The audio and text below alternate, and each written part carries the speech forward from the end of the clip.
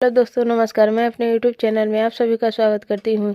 हल्दी गीत अच्छा लगेगा तो लाइक कीजिएगा और नए हैं मेरे चैनल पर तो सब्सक्राइब कीजिएगा और कमेंट में बताइएगा कैसा लगा मेरा गीत। अरे माई गलिए गलिए घूमेली कोई रिनिया बिटिया ना। अरे माई गलिए गलिए घूमेली कोई रिनिया बिटिया ना।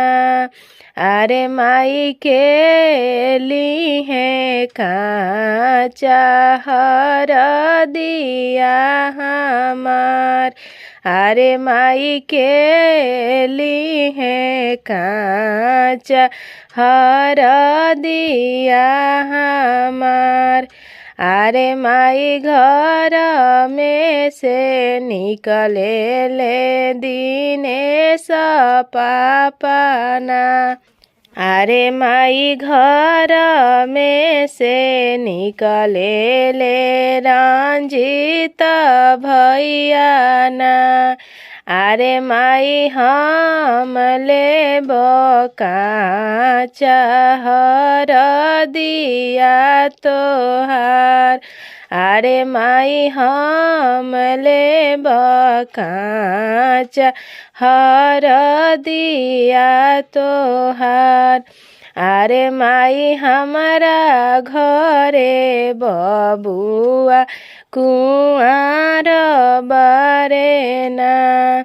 अरे माई हमारा घरे बबुआ कुआर बारे ना। अरे माई गलिए गलिए घूमेली कोई रिनिया बिटिया ना। अरे माई के ली है काचा हर दिया हमार। अरे माई घर में से निकले ले सोनुआ भैया ना। अरे माई घर में से निकले ले चुनुआ भैया ना। अरे माई हम ले काचा हर दिया तोहार। अरे माई हम ले काचा हर दिया तोहार। अरे माई हमारा घरे बबुआ कुआर बारे ना।